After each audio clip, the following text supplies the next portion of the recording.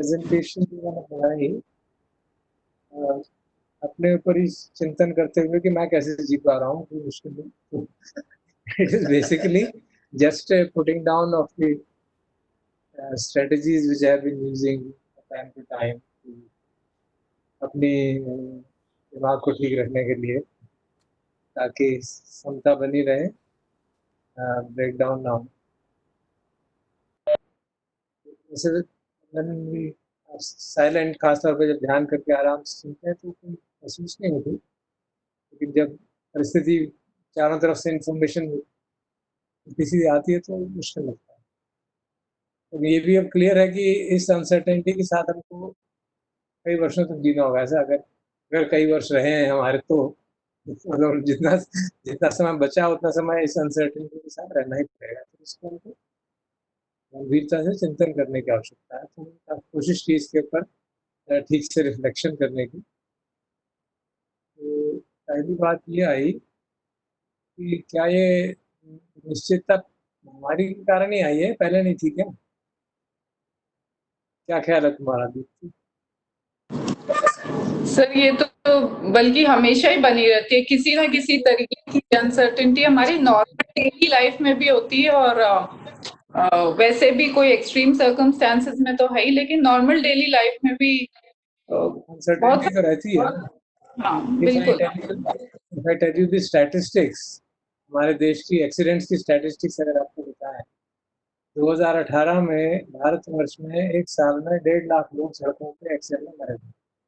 तो 400 लोग प्रतिदिन एवरेज पे एक्सीडेंट में मर रहे, मतलब घर से निकले पता नहीं कि वापस आएंगे कि नहीं। तो उस तरह की अनसर्टेनिटी ऐसा है नहीं है कि पहले बार नहीं थी, लेकिन अब उसका मैग्नीट्यूड बहुत ज्यादा हो गया है। That is the real issue. अनिश्चितता तो बेसिक है हमारे जीवन में। जो भगवान कहते हैं अनित्य को, सब कुछ अनित्य है, तो अजानचे अनित्य को अनिश्चितता के रूप में भी जानते हैं, विच इज क्वाइट ऑब्वियस। जो चेंज हो रहा है वो अनिश्चित है ही, हमारे पास में नहीं है, मालूम नहीं क्या हो। तो इसको मैं उस फॉर्मेट में चला कर तो चलेगा क्या? स्क्रीन शो चलेगा नहीं? हाँ सर, ये नीचे जो रेड बार, हाँ दिखाई दे रहा है? हाँ जी सर, प्रेजेंटर मोड में है, दिख रहा है। अच्छा ठीक। अब हम देखते हैं। दिक्कत यह हुई कि पहले तो हम इसको एक फिलॉसफी समझते थे कि हमारे साथ तो होगा नहीं, बाकियों के साथ ही होता है, तो इसको नजरअंदाज कर दिया। अब ये लगता है कि मैं बाहर मार्केट गया हूँ, वापस आऊंगा तो ठीक रहूंगा कि वापस आते आते आते तक मेरा इन्फेक्शन हो गया होगा। अब ऐसी स्थिति हो गई। तो इसलिए वो लगता है कि मैं कभी भी महामारी की चपेट में आ सकता हूँ। मैं आ सकता हूँ, मेरा कोई जानने वाला भी आ सकता है, और धीरे धीरे वो बातें स्पष्ट होने लगी कि कैसे ये परेशानी हो रही है। इसलिए ये चीज जो है,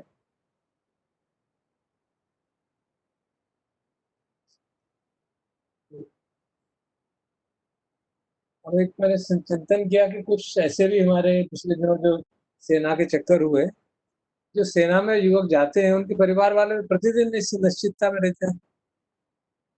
every day they have to live in that uncertainty कि कहीं फोन तो नहीं आ जाएगा बाहर से कि आज बॉर्डर पे ये हुआ और आपका प्रिय कोई चला गया। Isn't it?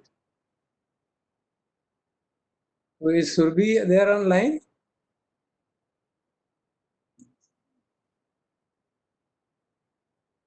अच्छा, अगर वो होती तो उससे पूछने की। नहीं सर, आज सुरभि भी नहीं है, पायल भी नहीं शायद भी नहीं है। चलिए, और मनीषा है? है। नहीं, आज वो भी नहीं है। चलिए, अभी देखा कि पायल ने ज्वाइन किया अभी थोड़ी देर पहले, 2 मिनट पहले। क्योंकि वो लोग मिलिट्री परिवारों से हैं, मैंने सोचा उनसे पूछा जाए कि वो इस अनिश्चितता को कैसे हैंडल करते हैं।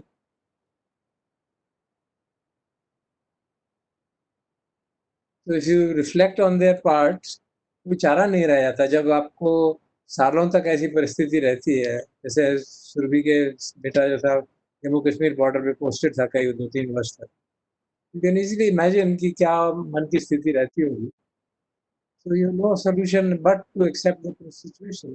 परिस्थिति की स्वीकृति करनी ही पड़ेगी, एक तो अपना जीना जीना मुश्किल हो जाएगा। हाँ, जो उस परिस्थिति में इन्वॉल्व है, जैसे जो बच्चा सेना में है, उसको अत्यंत सजग रहना पड़ता है, इसमें तो कोई डाउट नहीं है ना। मालूम नहीं कब कहाँ से कौन सी गोली आ जाए, ये भी नहीं मालूम कि ये जो बंदा जिससे बात कर रहा हूँ ये आतंकवादी तो नहीं है। तो the amount of mindfulness which is needed, जितनी सजगता की आवश्यकता है, आप सोच सकते हैं।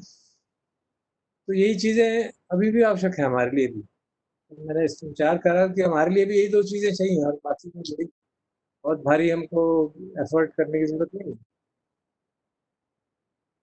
तो अगर हम नहीं करते हैं तो जरूर बहुत परेशानी होगी, क्योंकि अगर हम परिस्थिति की स्वीकृति नहीं दे पाते हैं, एक्सेप्ट नहीं कर पाते हैं, then there are enormous problem. सबसे बड़ा जो है तनाव होगा, घबराहट, और इस प्रेजेंट स्थिति में हमारी इम्यूनिटी पावर टोटली डिस्ट्रॉय हो जाती है। If somebody is anxious, immunity is totally destroyed. मतलब अब आप एंग्शियस रहेंगे, घबराए रहेंगे, तो आपके चांस ज्यादा हो जाएंगे बीमार होने के। This such A important thing जो हम भूल जाते हैं, कि परिस्थिति को स्वीकार करने के सिवा हमारे पास कोई चारा नहीं है। और अगर ऐसा नहीं होगा तो आप बेबसी की महसूस करेंगे, हेल्पलेसनेस, क्या करें, कुछ नहीं कर पा रहे, and can go into self disparagement and depression, साथ हो जाता है, और आत्महत्या is the eventual consequence of depression. कितने ऐसे केस हम जानते हैं, पर्सनली भी स्टूडेंट्स के जानते हैं, हाल ही में कई कुछ केस अखबारों में सुने होंगे, कि बेबसी हो जाती है। बेशक बेबसी मन माइंड के स्तर पे है, वस्तु स्थिति वैसी नहीं होगी, वो भी एक्सेप्ट नहीं कर पा रहे हैं। मुझे याद है जब शुरू शुरू में मैंने IIT ज्वाइन किया था, तो एक बच्चा था जो फर्स्ट ईयर में था, सेकेंड ईयर, फर्स्ट ईयर के सेकेंड सेमेस्टर में था। फर्स्ट सेमेस्टर में उसकी परफॉर्मेंस अच्छी थी, लेकिन वो स्कूल का टॉपर था। अब IIT में आके स्कूल के टॉपर, सारे टॉपर तो नहीं हो सकते ना। हर एक स्टूडेंट जो है उसकी क्लास में है और किसी न किसी स्कूल का टॉपर है, तो वो टॉपर नहीं रह पाया वहाँ पे, तो उसको हैंडल ही नहीं हुआ, and he got into depression and extreme problems. उसके हमने परिवार वालों को कहा, माता पिता को कहा, इसको अकेले मत छोड़ना, बड़ा बच्चा को कहाँ मानना। एक दिन वो आ गया IIT और 7वें महीने से कूद गया। सच ए ट्रेजिक फॉर मी स्पेशली, क्योंकि मैंने ज्वाइन किया था, कि अच्छी परफॉर्मेंस है, ऐसा नहीं है कि वो फेल हो रहा है, good, but is not topping. So that's the kind of wrong decision which one can do will helplessness, जब डिप्रेशन की स्थिति आ जाती है। और दूसरा एक्सट्रीम जो है बेबसी का है, कि अपराध की प्रवृत्ति जागती है, बदला लेने का भाव जागता है। आपने देखा होगा कि यहाँ पे भी इस महामारी में भी कई लोग जो हैं वो बदला लेने के भाव में आ गए, कि चलो हमको हो गया तो अब सब बाकी सबको कर देते हैं। That's a typical counter productive mentality, क्योंकि सहन नहीं हो पा रहा, स्वीकार नहीं हो पा रही ये स्थिति, कि मैं बीमार कैसे हो गया, ऐसी बीमारी कैसे लगी।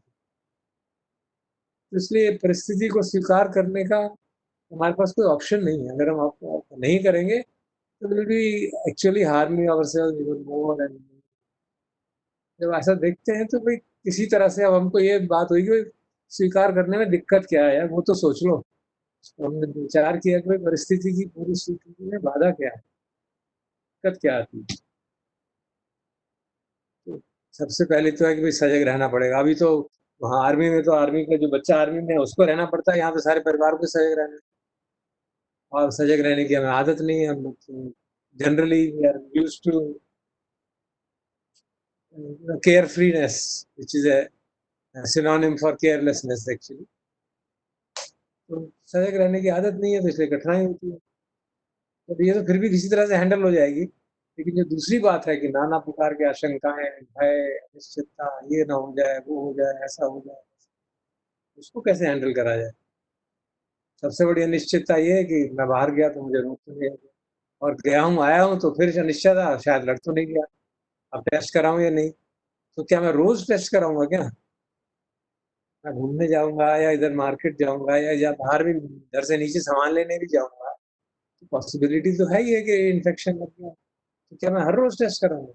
It will get obsession. और रोग जो है पीड़ादायक तो है, कई केसेस में बहुत पीड़ादायक है। वो हमारे टीवी का असर है कि इस तरह से परेशानी होती है, दम घुटने लगता है, ये होता है। जैसे किसी रोग में ऐसा भी कोई रोग हो जो सुख से आपको प्राण छोड़ने देता है, इस तरह से उसको प्रेज़ेंट किया जाता है। सारे ही रोग पीड़ादायक हैं भाई, कैंसर के मरीज़ की देखो क्या हालत होती है। बट हाँ, उसको इलाज है, पीड़ा कम करने के इलाज आजकल अवेलेबल है। फॉर्च्यूनेटली वो स्थिति नहीं है जो आज से 15-20 साल पहले थी। मुझे याद है हमारे दादाजी के छोटे भाई को कैंसर हो गया था। क्या बुरी हालत हुई थी उनकी।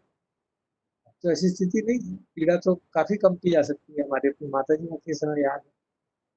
लेकिन फिर भी देखते हैं टीवी पे तो और परेशान होते हैं। और फिर तो सबसे सीरियस बातें तो हम आने लगी। मृत्यु हो गई तो मेरे प्रियजनों का क्या होगा? खासतौर पे जो यंग लोग हैं उनके लिए बहुत दिक्कत होती है, बूढ़ों के लिए भी बहुत दिक्कत होती है। और फिर सबसे बड़ी बात, मेरा क्या होगा मृत्यु के बाद? हम लोग अधिकतर भारतवर्ष में जो समाज है, जो इंडिक रिलीजन जितने भी हैं, बौद्ध धर्म है, जैन धर्म है, हिंदू धर्म है, सिख है, सब लोग पुनर्जन्म में विश्वास करते हैं, एक्सेप्ट मानते हैं। और आजकल साइंटिस्ट भी मानते हैं काफ़ी हद तक। उसके बारे में चिंता पता नहीं कहाँ जाके जन्म होगा, कैसा होगा, क्या होगा। अभी तो जैसे मैं बहुत सुख से रह रहा हूँ, आगे मेरा सुख कम हो जाएगा। तो इस तरह की जो चीज़ें हैं, वो उनको परिस्थिति की स्वीकृति में बाधा बनती नहीं।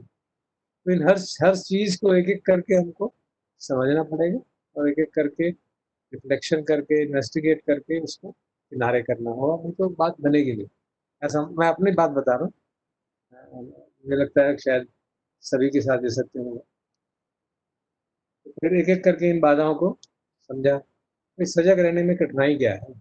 सिर्फ़ आदत बदलने की बात है, तो टाइम लगता है, धीरे-धीरे बदल जाएगी, कोई बात नहीं। और एक्चुअली जो भय है ना, वो उसमें मदद करता है। बहुत अच्छी बात है, थोड़ा बहुत भय अच्छा होता है। हमने जैसे पहले भी देखा था भगवान की शिक्षा में, वीरी और ओतप्पा, वो होलसम मेंटल क्वालिटीज़ मानी जाती हैं। गलत कर्म काम करने के प्रति भय जागना, गलत काम करने में शर्म आना, वो अच्छी बात है। यहाँ पे भी सजग न रहने में भय लगना अच्छी बात है। तो भय हमारी मदद करता है कि और सजग रहें, इसमें कोई दोष की बात नहीं। भय हम पे हावी ना हो, वो ज़रूर हमको ख्याल रखें। और फिर आशंका की बात रही कि ये जो मन का प्रपंच है, आप बैठे-बैठे कुछ भी सोच रहे थे। ज़रा आप मेरे दाँत में दर्द हो जाता है आजकल जैसे चल रहा है इतने दिनों से, दाँत में दर्द होगा, मुझे विचार कुछ और आने शुरू हो जाएँगे, ये हो जाएगा, वो हो जाएगा, उस ऐसे सारी धरती हिल जाएगी। फिर देख लेते अरे! प्रपंच है मन का, क्या रखा है इसमें? Just let it go. अगर हम ध्यान ठीक से करें, तो वर्तमान में रहने की आदत सीखते हैं। बेसिकली वही बात है कि वर्तमान में रहें। कोई भी शरीर में किसी भी तरह की फीलिंग होती है, खासतौर पर अप्रिय फीलिंग होती है, किसी भी कारण से हो जाए। जैसे मैंने उदाहरण दिया दाँत के दर्द के कारण हो जाए, भोजन अच्छा नहीं है, मौसम का अच्छा नहीं है, गर्मी हो रही है, बिजली चली गई, किसी भी कारण ज़रा-सा अप्रिय बात हुई, अगर हम सजग नहीं हैं, तो उस अप्रिय फीलिंग के कारण, अप्रिय वेदना का जो उसका रिस्पॉन्स होगा, द्वेष का रिस्पॉन्स होगा और वो द्वेष न जाने उसके एसोसिएटेड कितनी चीज़ें जुड़ जाएँगी। और फिर क्योंकि मन में सबकॉन्शियस लेवल पे प्रेज़ेंट सिचुएशन का असर है, तो वो बढ़ता ही चला जाता है, बढ़ता ही चला जाता है। इसको हमको ध्यान द्वारा सीखिए, अपने को प्रेज़ेंट में ला सकते हैं और सचमुच में इसको ख़त्म करना है तो प्रज्ञा की तलवार से काट प्रज्ञा मतलब एक आशंका है क्या? एक विचार ही तो है, एक संस्कार ही तो जागा है। जो जैसे मैंने पिछली बार अनात्म बोध की बात की थी, रूप, वेदना, विज्ञान, संखार, सब मैं नहीं हूँ। अगर ये सब मैं नहीं हूँ, संखार मैं नहीं हूँ, मेरे नहीं है, तो मैं क्यों उसको पकड़ के बैठा हूँ? अगर वो प्रज्ञा हमारी स्ट्रॉन्ग हो जाए, अनात्म बोध पुष्ट हो जाए, समझ में आ जाए, आशंका जागी, उसको देखा अच्छा ये संस्कार जागा, let me see how long it lasts and it will and, खत्म हो जाएगा। ज़्यादा देर नहीं लगेगी। अभ्यास की बात है, जितना अभ्यास करेंगे उतनी जल्दी बात खत्म हो जाती है। तो अब जो 2 अंतिम बातें थी, मेरा क्या होगा, मेरे परिवार का क्या होगा, अस्तित्वगत भय है, वो ज़्यादा सटल है, क्योंकि उसके लिए हम तैयार हैं कि नहीं हैं, वो समझना पड़ेगा। तो वो बीमारी और मृत्यु का भय है, उसका एक विश्लेषण करने की कोशिश कीजिए, पहले जनरल सेंस में, क्या कोई मृत्यु के भय से मुक्त हो सकता है क्या? क्या लगता है दीपक? दीपक कौन कौन है, जो भी है, जो भी जवाब देना चाहें प्लीज रिस्पॉन्ड। क्या लगता है, मृत्यु के भय से मुक्त हुआ जा सकता है कभी? सर, मृत्यु के भय से ज़्यादा भय है सफ़रिंग का, जो मृत्यु से पहले आने की प्रोबेबिलिटी रहती है। सर, मर गए तो मर गए, फिर उसके बाद तो लगता है चलो तो मर ही गए। क्या है? मृत्यु का मतलब जो है, मृत्यु के भय का मतलब वही है। दोनों ही बातें हैं, राइट दोनों ही सर। बातें हैं, दोनों ही बातें। एक तो जो कष्ट होगा बीमारी का, वो, और दूसरा जो पीछे रह गए उनके प्रति जो भाव रहता है, या मेरा भविष्य में क्या होगा, न जाने कहाँ पहुंच सर, वो तो जाएगा। आपने कैसे काफ़ी हद तक हटाने में आपका मतलब आपके एफर्ट की वजह वजह से वो काफ़ी हट गया। जो पीछे रह गए उनकी इतनी टेंशन नहीं है। इट इज़ लाइक ओके, वो तो सब एक दिन खत्म होना ही है। बट थोड़ा-सा ज़रूर एक पर्सनल सफरिंग का ज़रूर रहता है कि क्या आप उस सफरिंग के टाइम पे सही जो डायरेक्शंस हैं या सही तरीके को आप फॉलो कर पाओगे? क्या आप अवेयर रहोगे? अनता, अनिच्चा और ये थॉट्स थोड़े डोमिनेटिंग रहते हैं। करेगी? मैं आपको इस प्रश्न का उत्तर, फिर मैं, और कोई कहना चाहेगा कुछ इसके बारे में? सर, मैं अजान सुचितो की वो एक टॉक सुन रही थी जो उनकी इंडिया की पिलग्रिमेज पे है, जहाँ पे वो कुछ डाकुओं ने उन पे हमला किया था। और उन्होंने बताया कि जब डाकू उनको मारने आया तो उनके मन में, मतलब उनके अंदर ये भाव आया कि अच्छा, मृत्यु ऐसी होती है। और उन्होंने बहुत सहजता से अपना सिर आगे कर दिया, अपना सिर झुका दिया। तो उस समय उनके मन में बिल्कुल भय नहीं था। और ऑफ कोर्स उसका जो कॉन्ट्रास्ट था, उनका जो साथी था निक स्कॉट, वो कैसे भागा, लड़ा और बाद में उसे काफी फिजिकल मतलब चोट वगैरह भी मिली। तो ये कॉन्ट्रास्ट से बड़ा अच्छा एक एग्जाम्पल था कि कोई ऐसा भी हो सकता है जो मृत्यु के भय से परे चला गया है, और एक व्यक्ति जो मृत्यु के भय में है, उसकी क्या स्थिति होती है जब मौत सामने आती है। और कोई, anybody else would like to comment?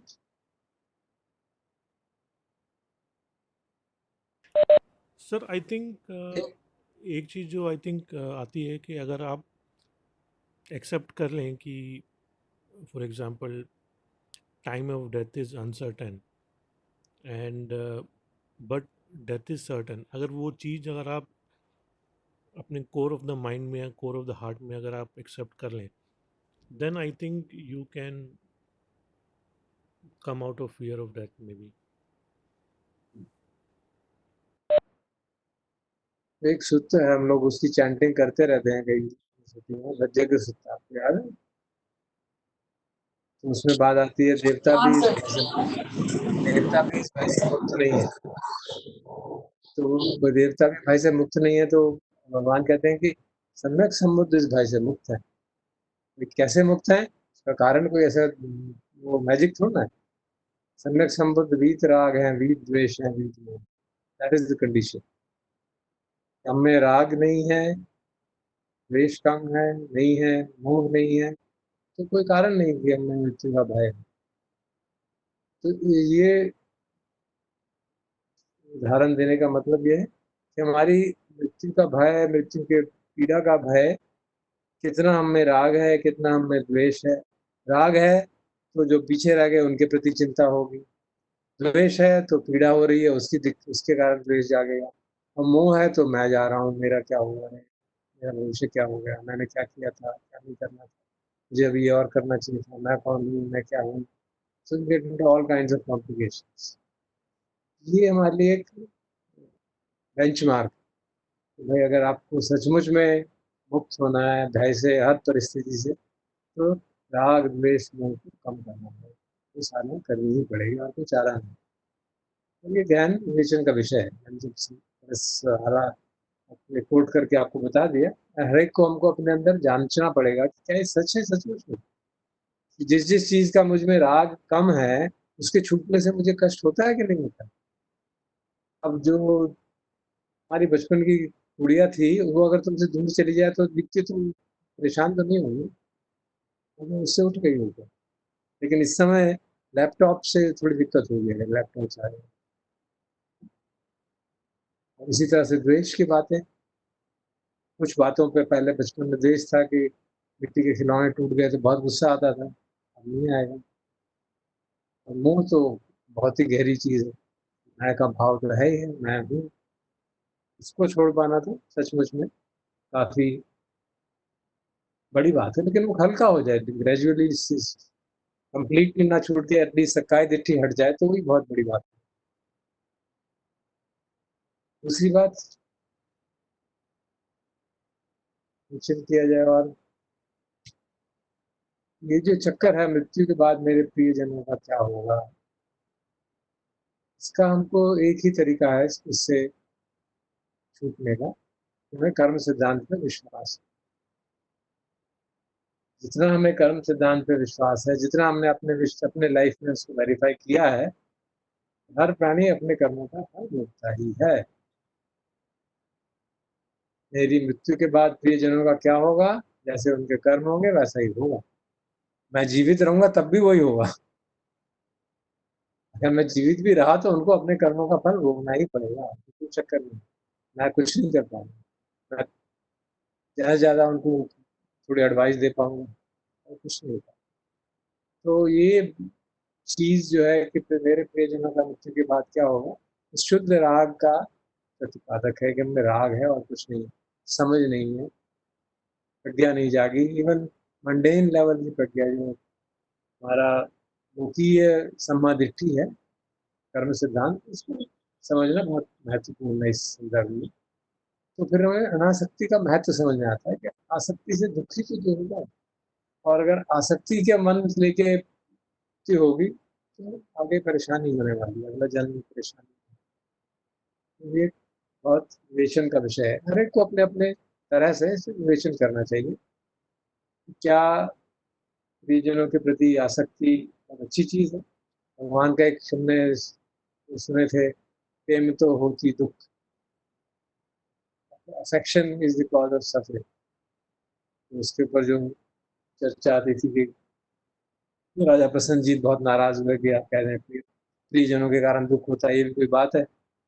उन्होंने समझाया कि कैसे प्रियजनों से आप पीछे होंगे तो दुख होगा, प्रियजन आपको छोड़ के चले जाएंगे, बच्चा है बड़ा हो गया चला गया बाहर तो दुख हो रहा है। तो इस सेंस में कहा जाता है आसक्ति दुख का कारण, तो हमको अपने अनुभव पे समझना होगा, उसके सिवा कोई और तरीका है नहीं। तो फिर सबसे अस्तित्व का जो प्रश्न है,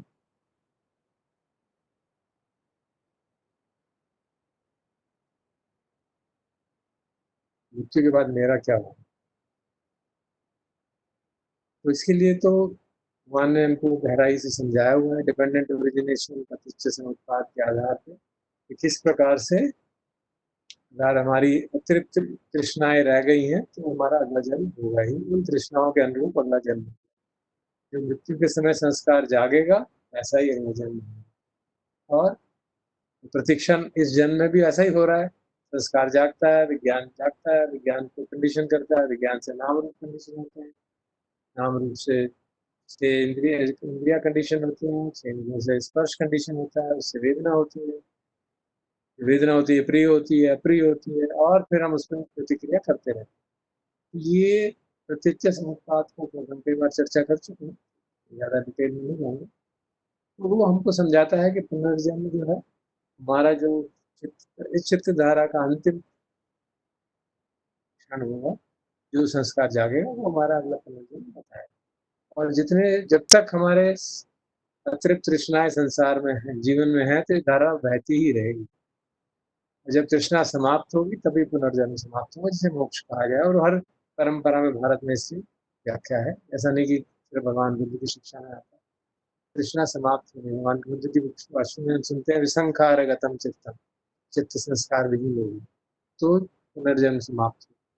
वो तो जब होगा सो होगा, अभी तो संस्कारों की बहुत लाइन लगी हुई है, हो या खूब, तो जीवन की धारा चलती रहेगी। जितनी जितनी हमारी तृष्णाएं अतृप्त हैं वो हमको आगे खींचती जाएंगी।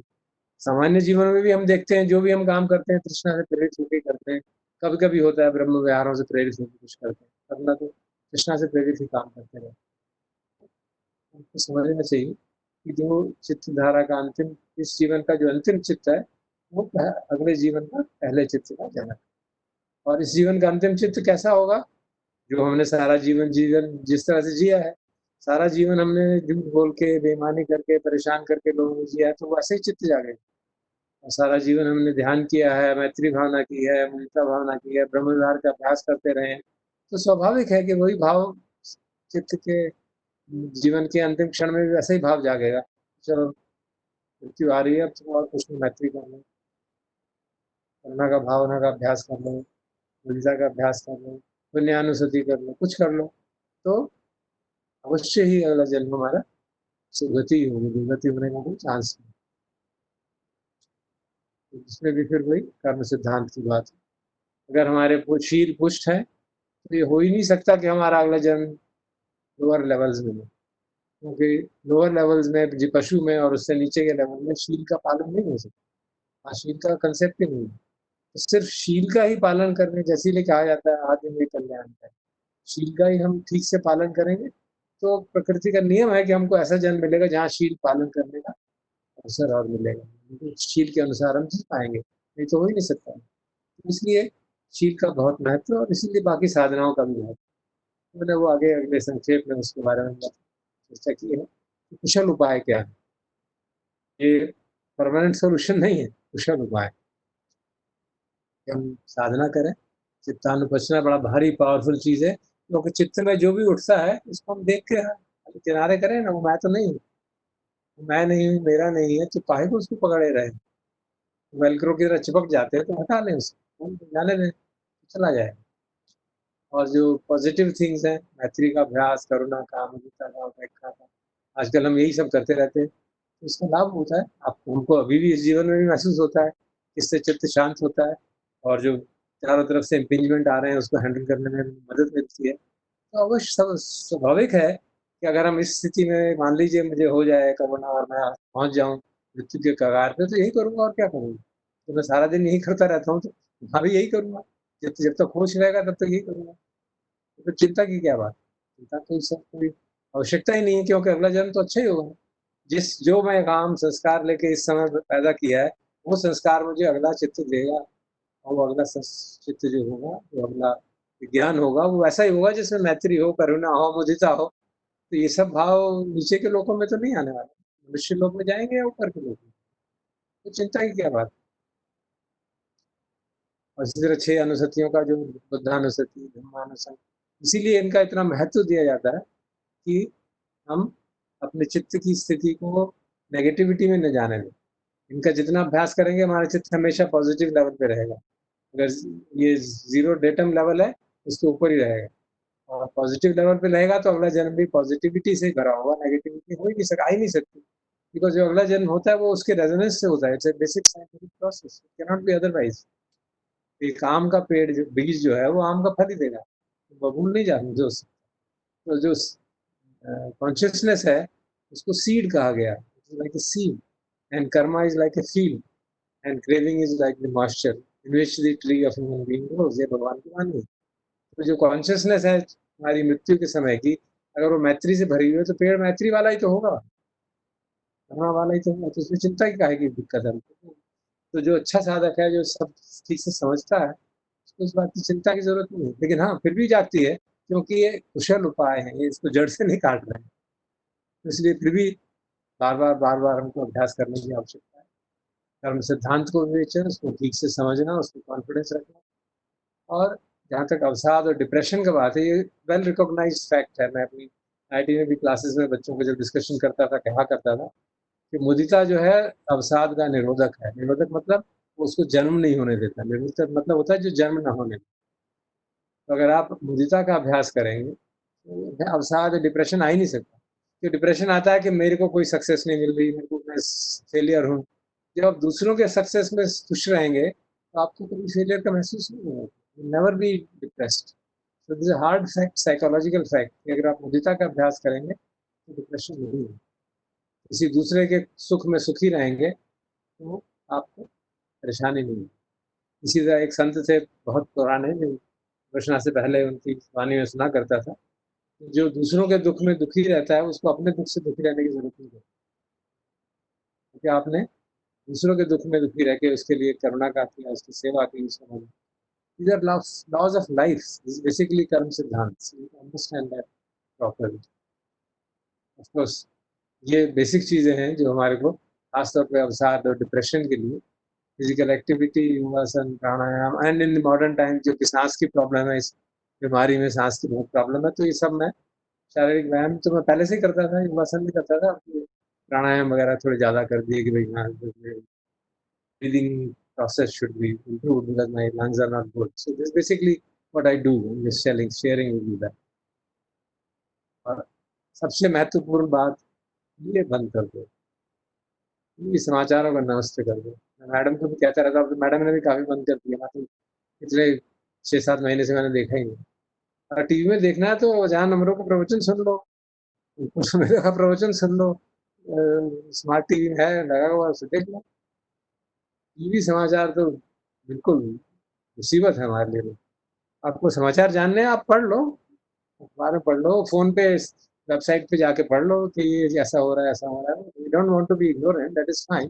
पर टीवी में जिस तरह से वो अपनी टीआरपी बढ़ाने के लिए उसकी ऐसी तैसी कर देते हैं, इससे इट्स अ डीप ट्रेजेडी, क्योंकि उससे बहुत ज्यादा नेगेटिविटी होती है और मानस जो है हिल जाता है।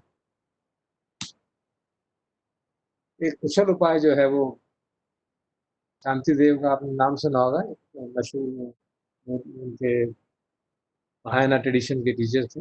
उनकी बहुत फेमस बुक है बोधिचर्या अवतारा।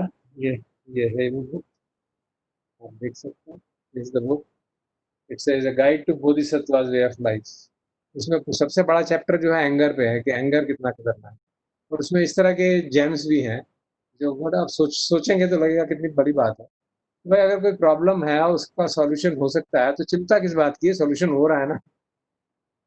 और अगर कोई प्रॉब्लम है जिसका सॉल्यूशन ही नहीं है तो चिंता करके क्या कर लोगे। That's how he tries to say this is what is right thinking. You cut through with the knowledge, with wisdom, understanding. तो फायदा ही नहीं है कुछ, जब सोल्यूशन ही नहीं है। जैसे इस तरह की परिस्थिति है कि इसका इलाज ही नहीं है, या है तो मालूम नहीं, तो इलाज ही नहीं है तो क्या कर लोगे, हो गया तो गए। और चिंता करने से कौन सा फायदा हो जाएगा, कोई सोल्यूशन तो नहीं निकलेगा। In fact it makes us more vulnerable, we become more vulnerable and we are likely to fall ill more faster with चिंता than without चिंता। और अंत में इसकी कोई तरीका भी तो होगा ना पूरा सॉल्व करने का। सत्तावन करने का एक ही तरीका है कि अनात्म बोध इतना आत्मसात हो जाए हमारा अपने से संपर्क न हो। भगवान का एक सूत्र आता है, ये मैंने उसी अनात्म बोध की व्याख्या की है कि मैं ये शरीर नहीं हूँ और ये शरीर मेरा नहीं है, ये कहते रहते हैं। अभी आज ये अनात्म लक्षण सूत्र मैंने पढ़ा था ना, तो यही बात थी। तो फिर भय शंका किस बात की, शरीर मेरा नहीं है, तो जा रहा है तो जाने दो ना यार। और भय आता है, आशंका आती है, गुस्सा आता है, उदासी आती है, वो भी मैं नहीं हूँ, मेरी नहीं है, क्योंकि संखार मेरा नहीं है। आज सुबह ही तो हमने पढ़ा था ना, रूपम अनत्ता, वेदना अनत्ता, संज्ञा अनत्ता, संखारा अनत्ता, विज्ञानम अनत्ता। बचा क्या? अगर वो सब मैं नहीं हूँ और वो जा रहे हैं तो जाने दो। एक सूत्र आता है भगवान का, उसमें जेतवन में वहां पे झोपड़ियां लगी होती हैं और पेड़ पे डालियां होती है, तो भगवान विष्णु कहते हैं बेटा तो ये जो कोई आए और पेड़ों की डालियां काट के ले जाए और ये झोपड़ियां उठा के ले जाए और उनको जला दे, तो तुमको बहुत दुख होगा। तुमको लगेगा कि तुमको ले गया कोई, तो नहीं, मुझको हमको कैसे लगेगा कि हमको ले गया कोई, ये हमारी थोड़ा है। क्योंकि जैसे ये तुम्हारी नहीं है, शरीर भी तुम्हारा नहीं है, तो काय को दुख करते हो कि शरीर को कोई जा रहा है। तो दैट्स वे ऑफ अंडरस्टैंडिंग। इतनी डेप्थ पे आपकी अंडरस्टैंडिंग हो गई, अनात्म बोध इतना पुष्ट हो गया, तो फिर किसी का परिस्थिति में हमको बेचैन होने की जरूरत नहीं, क्योंकि जो मेरा नहीं है, मैं नहीं हूँ, उसके समाप्त होने पर दुख नहीं लगता है। ये आजकल मेरा पेट सीन हो गया है। भगवान बुद्ध की वाणी में जो बुद्धोस्मी का महत्व क्या है, वो एक बहुत छोटा सा सूत्र है। वो एक ब्राह्मण उनके पास जाता है, दोनों ब्राह्मण कहते उनसे प्रभावित होकर उनकी आभा को, आप कोई देव हैं? कहते नहीं, देव नहीं। ब्रह्मा है? नहीं। यक्ष है? नहीं। गंधर्व है? नहीं। मनुष्य हो? नहीं। देखता है कि क्या कह रहे हैं, मनुष्य भी नहीं है तो क्या हो? भगवान जवाब देते हैं बुद्धोस्मी। बुद्धोस्मी means I am the awakened awareness. जो हमारा रियल स्वरूप है वो ये है, ना कि शरीर और वेदना, ना कन्या, विज्ञान या संखार. So if you believe in the Buddha's words, he himself says we are the pure awakened awareness. हम प्रकृति के अंश हैं. जैसे लिंपरली हमेशा उनसे कुछ पूछना तो कहेंगे प्रकृति का अंश है. याद है जब पहली बार मैं उनसे वहां गया तो मैंने कहा सखाई दीक्षित जो है ना वो हट नहीं रही आसानी से. बेटा वो प्रकृति का अंश निकल जाएगी. Don't take it personal. So that is a simple reply. It's just a part of nature. It happens. जो चेतन तत्व है भिन्न भिन्न रूप में प्रकट हो रहा है. तो let's say there are so many trees in the forest. You are also one of the trees. Only thing is you are a mobile tree. हिलते डुलते रहते हो. थोड़ी तुमको फ्री व्हील दे दी गई है. वो परेशानी के कारण है कि फ्री व्हील है हमारे पास और वो हमको कष्ट देते रहते. और ये सब बातें आप सोचेंगे कि धर्म की बातें हैं और ये सब भगवान बुद्ध की शिक्षा है. ऐसा नहीं है.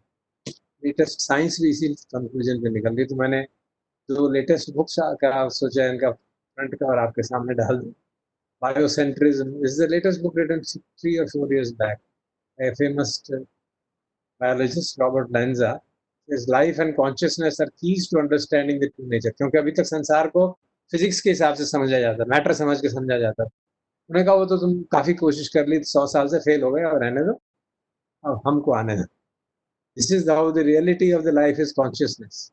And similarly, इसका तो नाम ही ऐसा है, science and akashic field. Akashic fields means the field of emptiness in which there is pure consciousness existing. So you find science also coming to the same thing. And this is written by Erwin Laszlo, probably the most respected philosopher, scientist of modern times. He's now almost 90 years old.